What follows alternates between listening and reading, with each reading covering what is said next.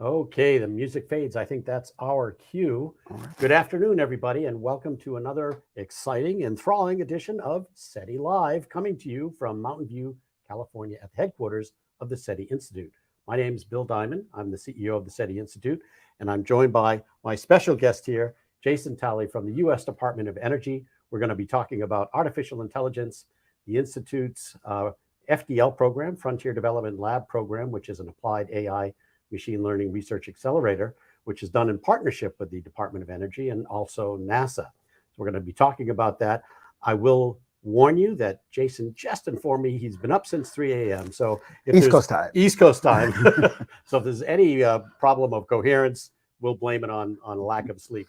But great to have you here. Welcome. Thank you, Bill. Good to see you. We're excited about tomorrow's activities where Yes. the FDL team will be talking about their results. And I'm going to do my best to appear relaxed. The crack communications team here at the SETI Institute told me I didn't seem very relaxed. So we're going to work on that over the course of the next 20 to 30 minutes or so. But again, welcome to Mountain View, and sorry about your sleep deprivation. It's worth it. It's worth it, It's worth right? your cause, Hey, yes. Excellent. Well put. So you're here because the Department of Energy has been a sponsor of one of our FDL challenges this Yes. year, which is a team actually using image analysis and AI image analysis to look at potential stores of nuclear materials as part of the National Nuclear Safety Administration's work in the Department of Energy. You are with the AITL, or the Artificial Intelligence Technology Office, which is a pretty cool branch of the Department of Energy to be in. Maybe you could tell us a little bit about AITL and what your charter is. Well, they're trying to make AITL work. I'm not sure if that's going to catch on. AITL? But we're trying to make AITL catch on. We'll see what happens there. But AITL, I think we're a pretty young department considered compared to the other departments within Department of Energy. And really the charter is for us to really figure out how to bridge the gap between demystifying artificial intelligence. Right. And really also looking at how we can use artificial intelligence not only at the labs, but also within headquarters. Yes. You have a lot of people who are doing contracts or procurement, and there's ways to use AI to increase and enhance what they're doing. So how do we do that? So it extends, actually, your charter extends beyond like sort of engineering and science and technology, even to administration as kind of what we'd call sort of back office functions. Exactly. Wow. Yeah. Okay. Didn't even realize that. And then on top of that, also really putting in the governance and policy for how AI is used at the department, and really bringing in the labs to be part of that conversation as well, and also being the gap between the department and also, say, OSTP, the White House Office of Science and Technology, and also working with OMB, Office of Management and Budget, and also responding to GAO, because they want to know, where's the money going? How's it being spent? And so really being the ones who are gathering that data information and doing those data calls and being the voice for the department when it comes to AI. And really just trying to look at portfolio management also as well too, and looking at where are those synergies between the different labs and departments, and is there some ways to partner across the labs.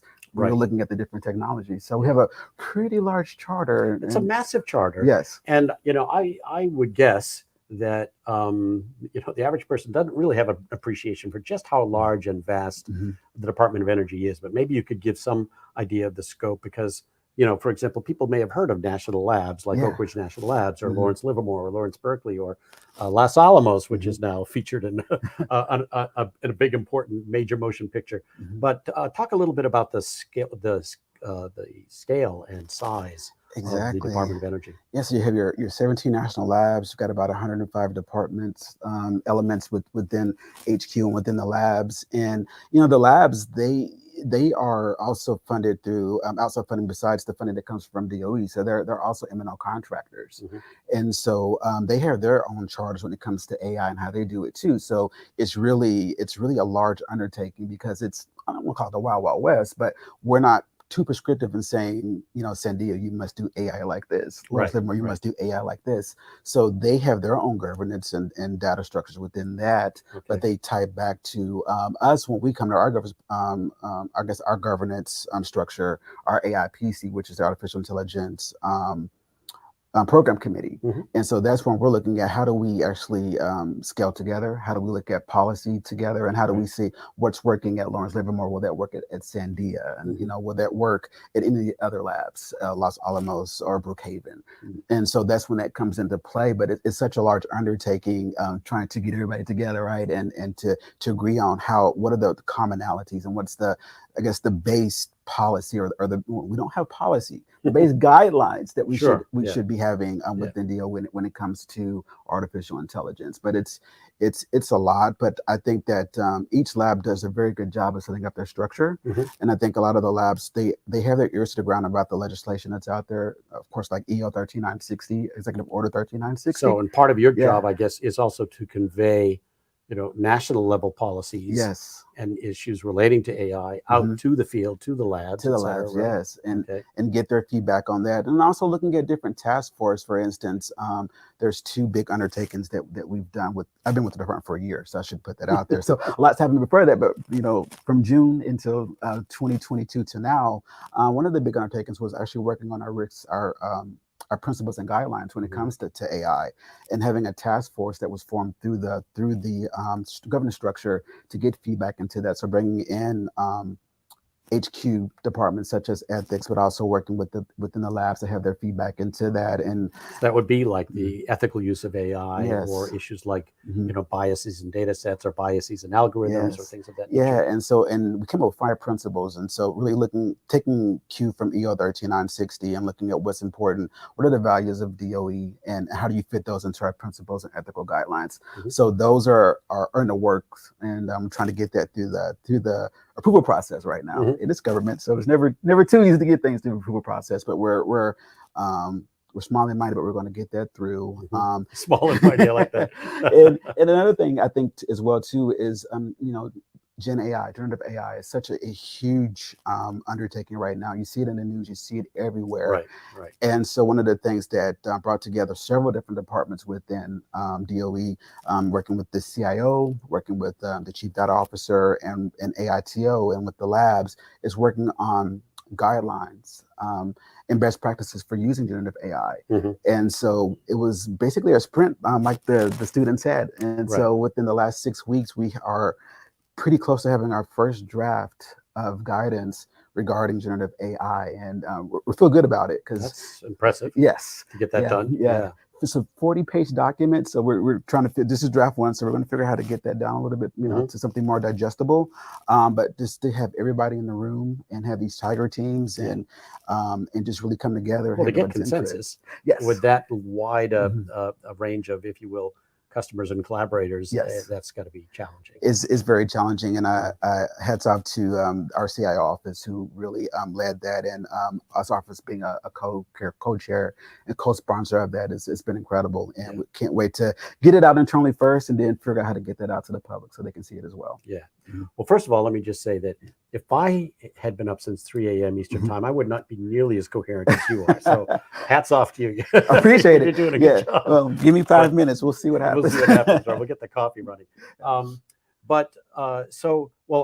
will say that, as putting on my taxpayer hat, it's kind of refreshing to hear of a large federal agency that's looking to coordinate across, a vast infrastructure, what's going on in a particular area like AI, because you can imagine, everybody running down their own path, lots of sort of duplicate and or redundant things happening that, waste money or waste time. And so the notion that DOE has even established this office and attempting to coordinate, this expansive field of AI and machine learning across the agency is impressive. Yeah, and I can look.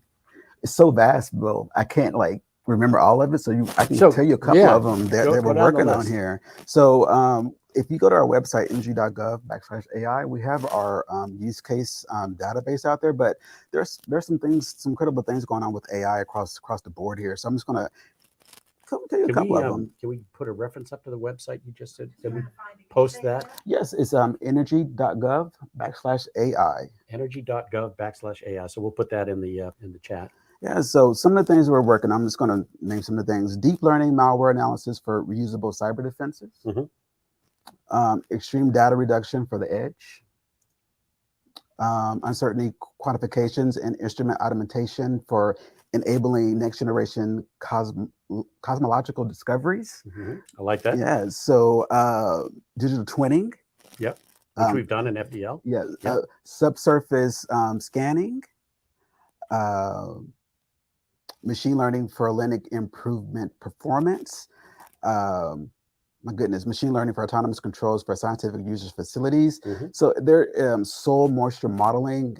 It's, as you can see, it's a pretty large. I don't understand why you can't memorize all right, of those, you know, Jason. and that's only, you know, and it's probably about 500 out there, and Yeah. it's just, you know, the department sees AI as a very critical technology, right?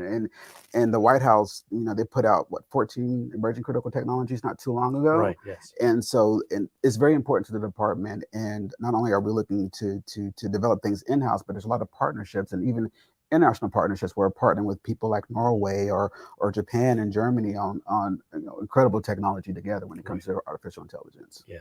Well, and you know, in addition to that list, Yes, which of course is very partial, you know, there's the 7 challenges we had last year. Oh my gosh, yes. For the FDL program from DOE in applied AI. We hope to get, you know, a similar level next year going again. Now, one of the issues that comes up, I think, often, perhaps more in the sciences, in the natural sciences than in other areas where AI and machine learning is concerned, is a perspective on the part of some in the scientific community that, or at least a question of the extent to which AI and machine learning can be trusted. Yes. In the sense that many see it as a black box, like, you know, data goes in, it's processed in some, you know, black box environment. We don't understand necessarily what happens in there, and then some sort of, you know, answer or perspective comes out. Right. And I wonder to what extent you deal with any of that in at DOE, and you know where that whole issue of skepticism rests in the department from your perspective. Yeah, kudos to the scientists and the researchers when it comes to that and being transparent. It's one of our principles, and it's also part of EO. I keep on going back to EO 13960. I'm going to keep on saying that the use of trustworthy technology within the government, and they really take to heart to be transparent in their development of these systems, and it's very important to them when they're either procuring COTS off the soft solutions, They're also making sure there is no black box. They want to make sure that what they're doing is explainable and traceable. And so they have a checklist that they go through when they're producing these systems to ensure that, you know, we are being able to at least adhere to some of the guidelines as a department to ensure that we are being safe. And when we do release something to the public, we can stand behind it and continuously monitoring. There'll always be a human in the loop. So there's best practices when they are developing these solutions. And they want to make sure that when they do put something out there, it's something they can stand behind. Yeah, excellent. Well, you know, a couple of things we always like to get from our audience besides questions. So we'll have some time for that in just a bit. But of course, we always like to know where you're watching us from. So if you can pop in the chat, you know, where you're tuned in from, because we love to capture that information. We do that on our SETI Talks and our SETI Live. So please let us know where you're watching from. Maybe also share your perspective in the chat. Be interested to collect some inputs from the audience as to your own perspectives on AI and machine learning, and to what extent, you know, this is trustworthy technology, worrisome technology, helpful technology, etc. Personally, I see AI and machine learning as a tool, and like most tools, they can be used well, they can be used ineffectively, they can do harm, they can do good. So, but at the end of the day, it's still a tool. However, of course, the big topic these days around AI and generative AI in particular is ChatGPT. Yes. And you know, I don't want to go too far down that rabbit hole because that's not really where we're involved too much. But I'm interested in getting your perspective and the department's perspective on this. I don't even know what to call it, phenomena. Within, you know, the department and or the labs, and to what extent or how do you look at it?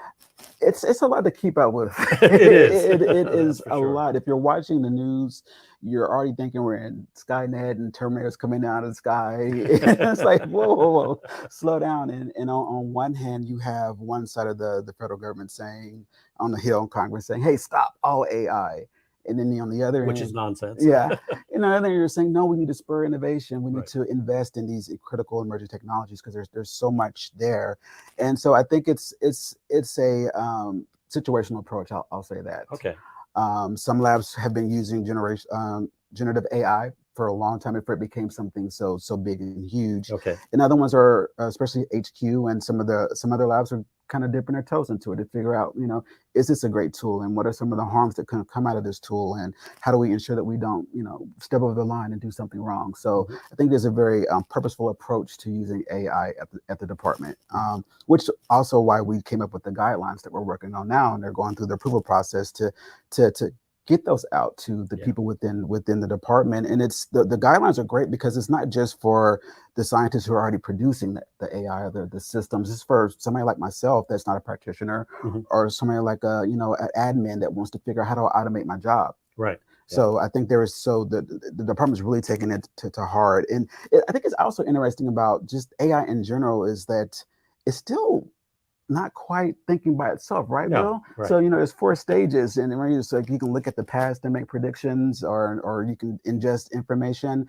But then there's how does AI look at societal norms and make a decision? And then is AI sentient? What considerations does it factor into its inputs and decisions? Yeah. So we're still to me that's incredible, because something as impactful as generative AI, we're not even like in level 3 and 4 yet, and it's already that impactful. So, and that's just one part of the whole, I guess, emerging technologies, critical technologies. And so we have a ways to go. Yeah. And so I think it's, let's have a, definitely cautious approach to it, but let's put the guardrails as we need to, but let's not stop. And let's consider all those risks. It sounds like that situational approach, in other words, or a case by case. Let's take each of these situations or examples on a case by case basis and make decisions, rather than have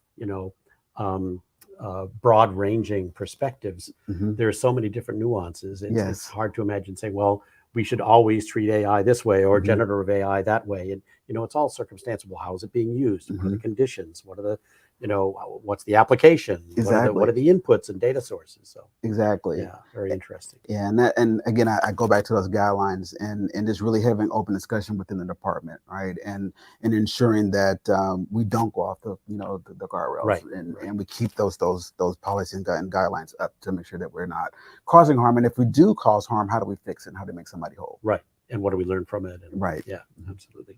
Well, so again, the reason that Jason is here and other colleagues from DOE will be here tomorrow is that tomorrow we have the FDL team from this year, the DOE project for the National Nuclear Security or Safety Administration project, giving their final report. And they'll be doing a public presentation of their findings. And this is also something you can tune in and watch. I think we can put information in the chat about how you could register to attend that if you'd like to see that. It's going to be taking place starting at 3 p.m. tomorrow afternoon Pacific time here at the Institute. And it'll be an opportunity for you to listen and learn what these researchers were doing. The FDL program, which is now in its 8th year. Wow. It's amazing. Yeah. Which was started at at NASA headquarters at the Office of the Chief Technologist. And then it migrated over into the Science Mission Directorate, where we were working on challenges involving planetary science, astrophysics and astronomy and astrophysics, heliophysics, and earth science. And when we started getting into earth science projects, we got introduced to the Lawrence Berkeley National Labs, one of the DOE national laboratories right up here in Berkeley, and their massive earth science department. And we started collaborating there. They got involved in the FDL program, which then brought us into connection with AITL and headquarters of the Department of Energy. And now they've been, a passionate, enthusiastic supporter of the program. So we're all excited about tomorrow's readout. And Jason's going to be here with his colleagues. So, join us if you can. We'd love to have you come along and see. So talk briefly about, the FDL program and why, that's seemingly something of interest and impact at the Department of Energy, and where do you see it fitting in? Well, first of all, I have to give a shout out to Team Eagle AI. So I'm looking forward to hearing what they have to tell us tomorrow. Yeah, And me too. I get a little spoiler a little bit later, so I'm looking forward to that. But FDL is important to the departments because it's really still pushing the importance of science and technology. Right. And it's so key to the U.S. as a whole to keep that competitive advantage, and to be able to get brilliant minds at the PhD level to come in and solve your challenges as a department. Right. That's incredible, and that's hopefully inspiring them to come work for us later on. Yes. So building that pipeline of That's scientific, true also, yeah, right? and bringing them in, right? So it's kind of recruiting Yep. sneakily, right? Yeah. And so I think just as a whole, just having that fundamental and basic research and being able to work with students and work with our partners like NASA, and bringing in your NVIDIAs and your Googles, and just being able to work at a commercial level, and also public and private, that partnership is key to the department. And we understand that, commercially wise, the commercial sector is really quicker when it comes to research, and bringing in those just edge and just innovative ideas, and to be able to get that early on. That's why take advantage of that and bring it into the government. That's a great point. And of course, you mentioned that FDL by design is a public-private partnership. So our primary sponsors are government agencies such as DOE and NASA, but we've had incredible support from the private sector, and most notably Google Cloud, who have been providing the massive compute resources. These are, online supercompute credits that the teams are able to use to do their work and to do fast iterations of algorithms and try different approaches, et cetera. NVIDIA has provided GPU assets and resources to the program, which have been transformational for the teams to have access to.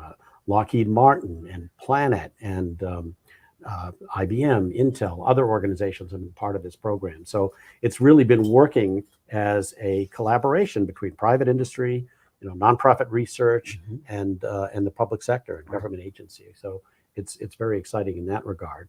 And like you said, we'll be interested to see what the team has to say tomorrow about their results. I mean, I do think that this is, from my perspective, one of the special things about FDL is that the average person hears things like AI and machine learning, and of course they start thinking about Terminator, or they start thinking about ChatGPT, or they start thinking about its application in the social sciences. But FDL is all about applied AI and machine learning to basic and fundamental research, in which it can be used to accelerate understanding, to accelerate and facilitate new discoveries, to help process improvement, or efficiency and cost reduction. I mean, all kinds of things.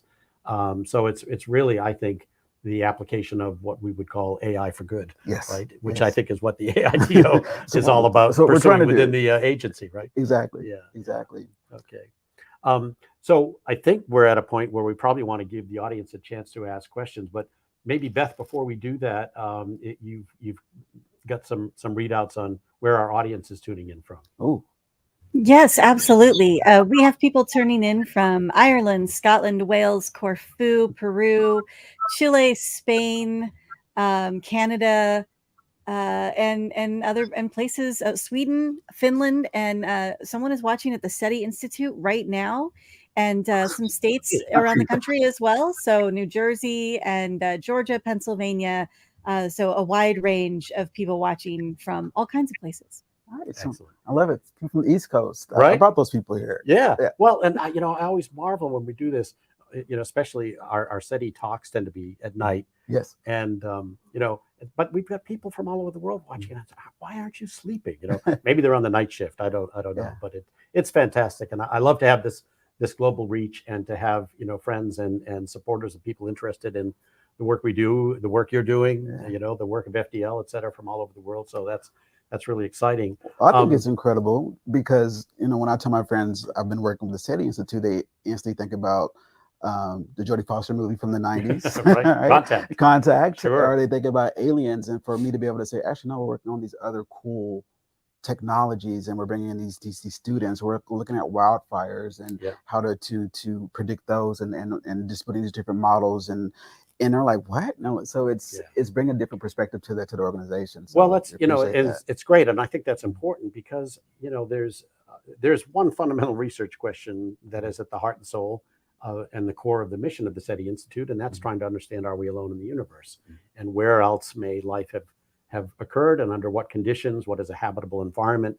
But also, most intriguingly, I think, is the idea of, is there other technological intelligent life out there that we might be able to make contact with? Not necessarily to have a conversation, but perhaps to learn from, even if they're, an ancient civilization no longer even around. But I will say that, that mission embraces pretty much all the natural sciences. Right. And Jill Tarter, our founder, who's still, an active member of the board of trustees, and was the inspiration for the character played by Jodie Foster in the movie Contact.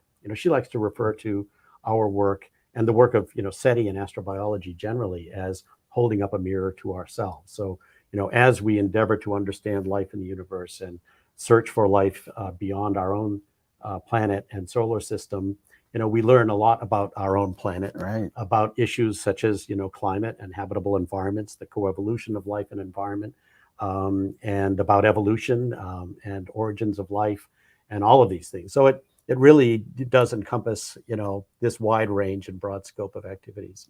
Excellent. But yeah. So Beth, what kind of questions have popped up today? So one of the questions is coming from Bruno.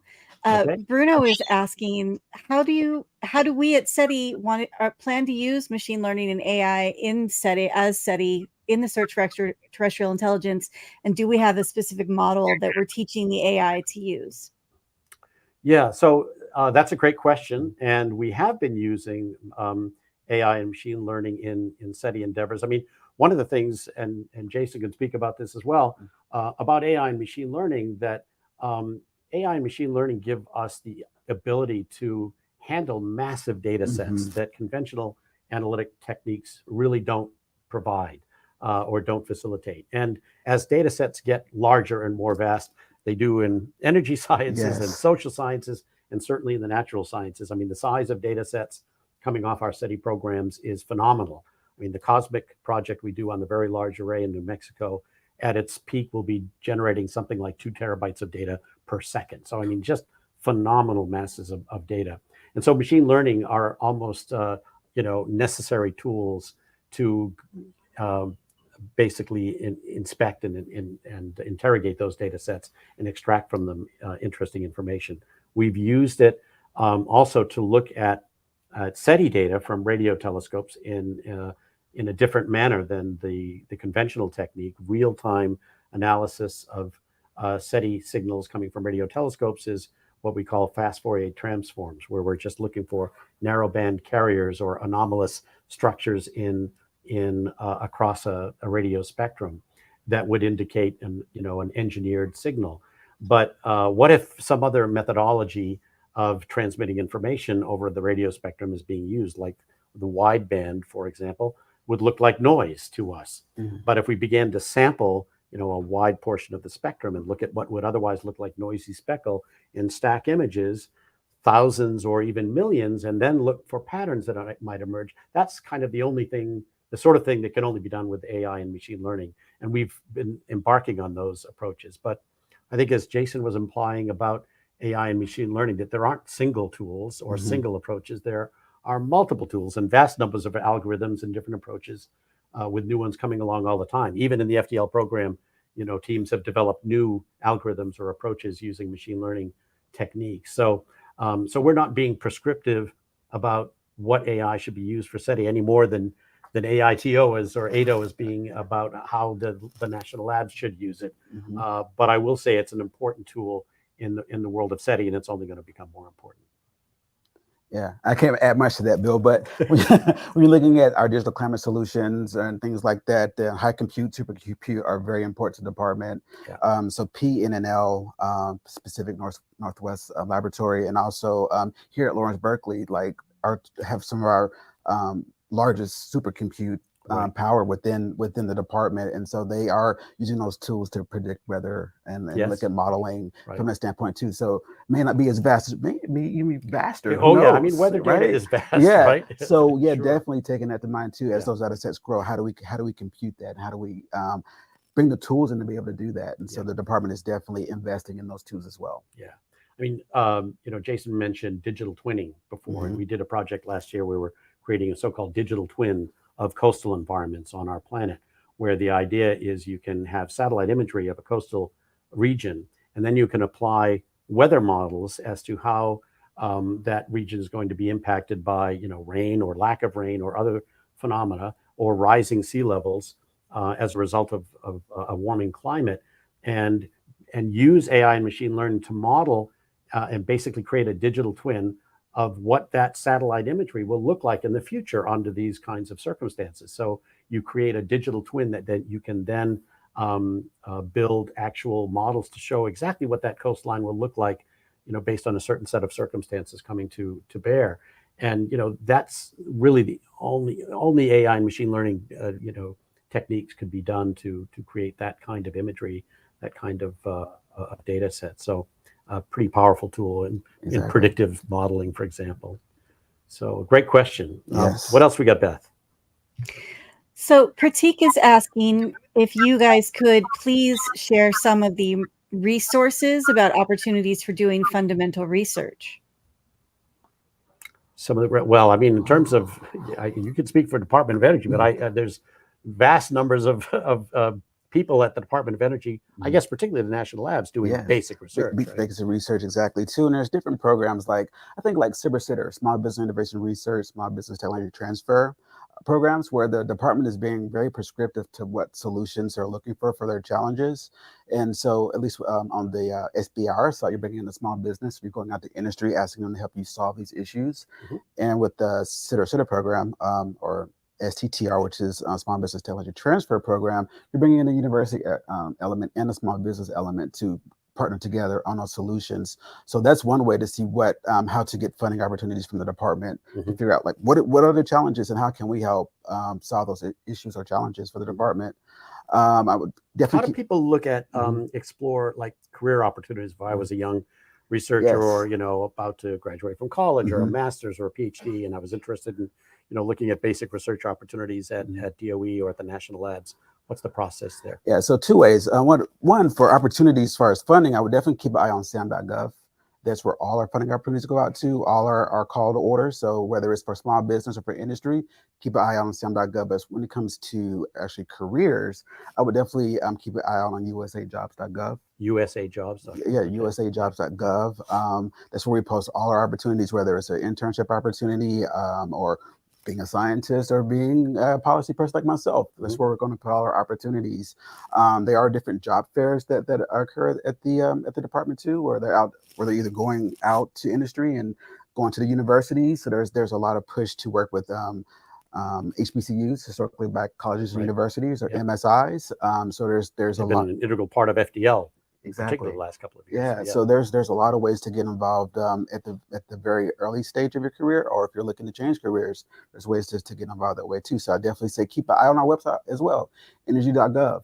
There's banners saying we're looking for for these exciting opportunities for people to come on board, or we're looking for this different research, or you can actually see some of the science and research that our scientists are putting out there as well too. And if you go to our website, all the national labs are listed on the left as the website as well. Right. Where they're located. And where they're located, right. And they all have their own different websites. So then they have different things about their open houses and how to talk to their scientists. So it's a pretty big enterprise, but the websites are the best ways to learn about opportunities within the department. And the FDL program, as you may or may not be aware, if you're not, you can go to FDL4AI.com and learn about it. But in any case, the FDL program is for early career PhDs or PhD candidates in both computer science, specialists with backgrounds in AI and machine learning, or also in natural sciences. And depending on the challenges being done, these may be backgrounds that are in astronomy or astrophysics or heliophysics or earth science or planetary science or things of this sort. So lots of opportunities to come and participate in that program. And at the Institute, research is carried on as what we call soft money grant funded research, where our scientists are funded by virtue of writing proposals and submitting them to organizations like NASA, like the Department of Energy, like USGS or Space Telescope Science Institute, et cetera, and getting funded for research that they propose to carry out, and then they can be funded researchers and employees of the SETI Institute. So lots of different ways to get involved. Yes. And of course, we're always in need of great new talent, and I'm sure that's no different. No different at here. DOE. There's no lack of So, challenges. no lack of challenges or opportunities. So, Yes. probably time for one or two more questions, Beth. I think we've got one more. This one's kind of fun. When do you think that AI will author a scientific paper? Well, I think there've been efforts at that already. Yeah. But is it good? Is it good? It seems like if you ask AI to write a paper or generate some sort of scientific type of document, and you go through it, you find mistakes. Mhm. I mean, it's extraordinary, and to be honest, how good it is, Mhm. and how quickly it. I mean, you could ask it to write a 400-page paper, and it's like done in 2 But seconds. yeah. Takes me a little longer to do that, but I don't know that it's ready for prime time, in that it's not clear that an AI paper could pass peer review at a peer-reviewed scientific journal or publication.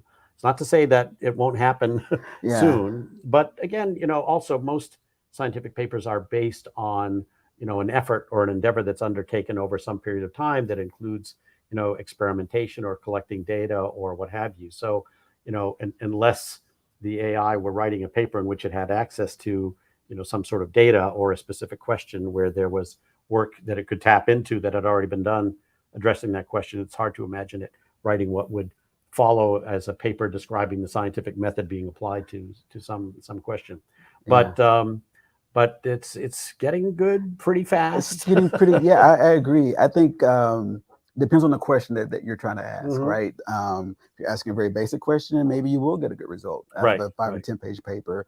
But I think there's too much hallucination still. There is, in the models. That's a good way to put it. Yeah. Exactly. You get a little sort of hallucination, like, wait a minute, what? And it starts off good, and it starts trailing off. So I don't want to give a timeline, because that's they're going to say Jason said that it's going to be in 5 We'll hold you years. to it. Yeah, but it's pretty close though. Here's an answer: sooner than we think. Yes. that could be. Yeah. I guess the only other thing I would say on it is ask it to do an opinion piece. Well, it'll have an opinion, and how can you say an opinion is wrong? You might not agree with it. But, yeah, that's true. Anyway, give it a try. Yeah. So I think what I'm going to do is I'm going to actually write a paper, but I'm going to ask it to put it in your voice. There we go. Put it in Bill Diamond's voice. It'll come out crazy. Yeah. Great. All right. Well, Jason, thank you so much. Thank you. It was great talk. Yes, sir. We're looking forward to tomorrow. It's going to be fun. Yes. And it should be a great event. And again, do join us tomorrow if you're interested in learning more about FDL. If you're interested in the work that the team did this year for the U.S. Department of Energy and AITO, or AITO, we have to use AITO. Yeah. Then take a look at the website, get that link, and register if you'd like to. We'd love to have you. And otherwise, we thank you again for being with us from all over the world today. We hope to see you again next week for another SETI Live. And in the meantime, from Mountain View, this is Bill Diamond and Jason Talley, and the team behind the scenes, which of course is Rebecca and Beth and Jasmine and Lee. And from all of us here, take care. Thanks again. We'll see you soon. Bye-bye. Bye now.